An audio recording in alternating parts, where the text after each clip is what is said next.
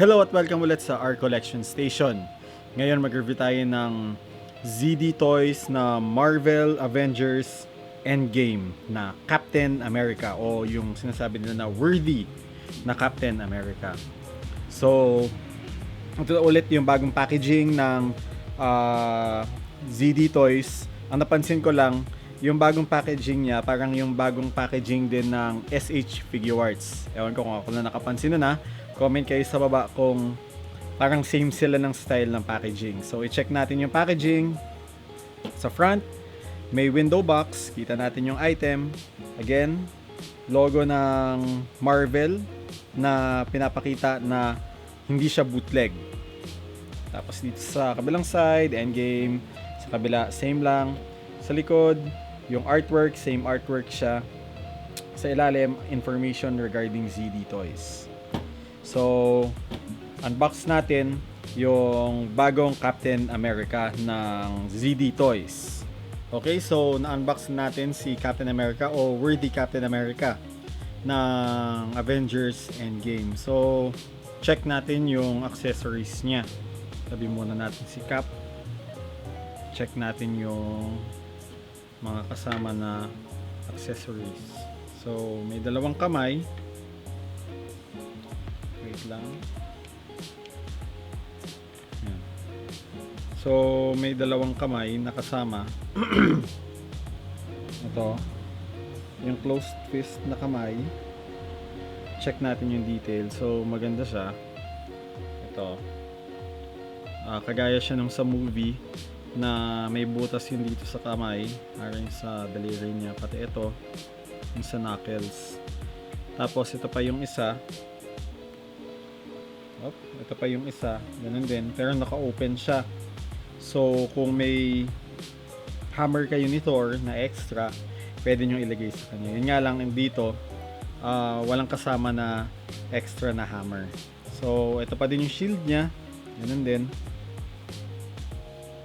Mas maliit pa din masyado yung shield niya. Sana mas nilakihan nila ng konti. Pero, pwede naman kayong maghanap ng ibang substitute. Madali naman makahanap ng mga accessories ni Captain America. Yun nga lang, medyo syempre dagdag gastos. Pero kung gusto niyo ng mas maganda, pwede nyo naman gawin yun. So check natin yung articulation niya pala. Same lang din nung dati, so wag na tayo masyadong mag-focus doon. So ikot, ito yung elbow double jointed, knees double jointed ulit. Yan. Torso articulation, na waist articulation, left and right, walang up and down. Sa ulo, konti lang. So ngayon, i-compare natin kung same lang ba yung body mold na ginawa o dinagdag lang to dun sa Captain America na to. So maganda i-compare natin siya dun sa naunang Captain America.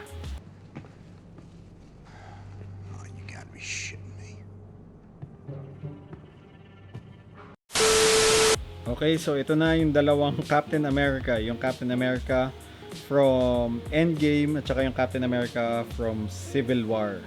Ngayon, i-compare natin silang dalawa kung same na lang ba yung molding nila o bago yung molding na ginawa ng ZD Toys para sa Captain America na Endgame. I-compare natin silang dalawa. Yung difference nila dun sa una nilang release, ito, medyo glossy yung katawan. Medyo glossy. Pero dito makikita natin sa bago nilang Captain America o yung worthy na Captain America, maganda na yung pagkaka-paint dahil consistent na siya na pure matte. So, maganda na yung pagkakagawa nila dito. Mas pinaganda nila. Kung ito maganda na, ito mas pinaganda nila lalo na yung sa paint. So, ito makikita natin yung scales. Ayan, may scales siya dun sa kagaya nung sa movie. Ayan. Tapos, ang napansin ko din, hindi talaga nila inulit yung mold. Siguro same, hindi, ito, check nyo to, tignan nyo. So, kinumpare ko kung talagang bago yung moldings na ginamit nila. So, na-confirm ko nga na bago kasi chine-check ko ito na baka mamaya pareho lang din ng part na yun. Pero kung papansinin nyo yung part dito sa gilid, ko compare ito yung dito, may mga pagkakaiba sila, may mga difference sila, kaya hindi talaga siya recast lang. So siguro sa belt, actually sa belt niya iba din eh. Tignan nyo yung belt. Ito yung belt ni, ito yung belt nung kay, ito yung belt nung lumang Captain America. Tapos tignan nyo yung belt nung sa bago. Ayan, magkaiba din. Tapos sa pants, magkaiba din siya. Ito, baka sabihin nyo repaint lang. Wait. Baka sabihin nyo repaint lang siya. Hindi, pero hindi siya repaint lang basta-basta.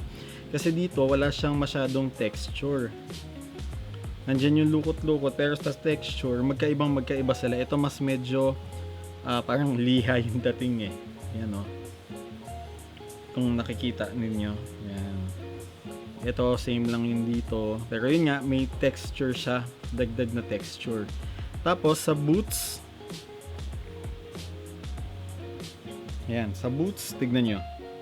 Ito yung dito sa bago, mas maganda yung detail dahil yung mga buckle nung boots, nilagyan na nila ng silver. So hindi na siya plain. Tapos ito yung sa dati, sa bago, brown siya. Sa luma, black and brown. Yun lang, mas malaki yung boots niya sa luma. Dito medyo mas maliit ng konti lang naman yung paa niya.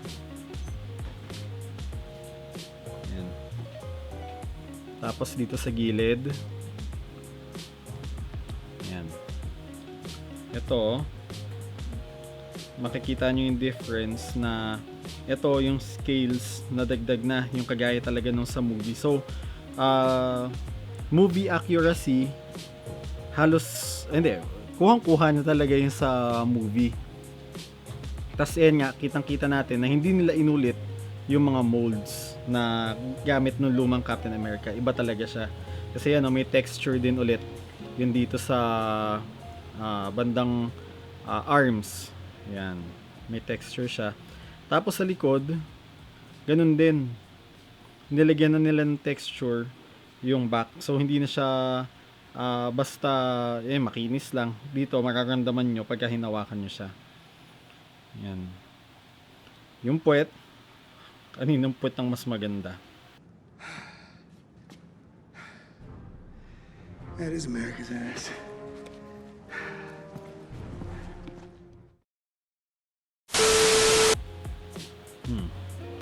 Kayo na ang humusga. Kaya maganda yung pagkakagawa sa helmet din. Yung helmet, yan, mukhang same helmet lang siya. Yan. Mukhang same helmet siya. Pero, mas maganda yung pagkaka-paint nila dun sa bago. Yan. Nilagyan nila nung brown. Mas madami na siyang detail. Tapos, yun lang talaga yung nakita ko. Mas gusto ko lang yung paa nung luma dahil mas malaki. Yung paa nitong bago, tignan nyo. Parang lumiit talaga. Malaki pala yung difference nung paa. Malaki yung pagkakaiba. Mas lumiit yung paa nung bago.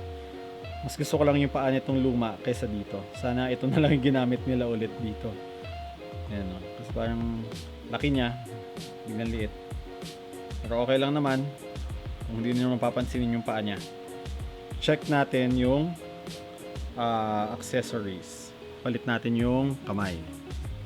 So ito, uhugutin nyo lang. Ayun, madali mag-pop. So ball joint siya. Ayan, ball joint siya. Lagay natin to. Lagay natin tong isa. Kasha ba? Kasha? Okay, kasha. So, ngayon, pwede nyo na siyang i-post na I could do this all day. tapos, yung shield, lagay natin. So, ngayon, mas madali na mailagay yung shield kasi natatanggal na yung isang kamay. Yung dati kasi, nakakatakot tanggalin. Oh, magkaiba sila ng yung sa dati. Ito, tignan nyo. Magkaiba na sila ng joint. Magkaiba na din sila ng joint. Kaya yung dati, hindi pwedeng tanggalin kasi masisira. Yung ngayon talaga, pwede nyo nang alisin. So, mas madali nang i-shoot yung shield niya. Ayan. Pero yung shield, walang pinagbago. Maliit pa din.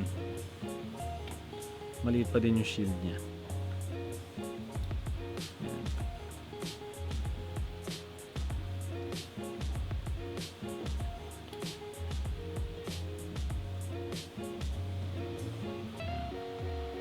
Sana lang may kasama na din siyang hammer.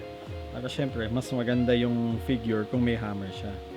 Pero, buti na lang, meron akong hammer. So, check natin pagka may nakahawak na siya ng hammer. Ayan. So, ito na yung Captain America na may hammer ni Thor. So, ito na si Worthy Captain America. So, ang ganda niya. Yung details niya, movie accurate siya. Hindi tinipid yung texture. Maganda pa din yung articulation. Pero lang yung sa waist, sana dagdagan ni Z dito ay sa susunod yung mga articulation. Pero malay mo, baka sa mga susunod nang ilalabas, diba, mas pagandahin nila yung products nila palalo. Pero sa details, ang ganda niya. Maganda yung pagkaka-paint, maganda yung texture. Big improvement siya dun sa naunang Captain America. So, kung gusto nyo ng mga ganitong figure, pwede nyo i-check yung Facebook page ko. Yung link nandun sa description below. And kung hindi pa kayo nakasubscribe, pwede kayong mag-subscribe. Pwede nyo i-click yung subscribe button sa baba. Sama nyo na din yung notification. Tapos, pwede din ding i-share yung page na to o yung YouTube channel na to at saka yung page ko sa Facebook para mas madami pang tao yung makakita ng mga toys na nire-review natin. Tsaka baka sila din, baka gusto nila ng ganito. So again, thank you for watching and see you next episode.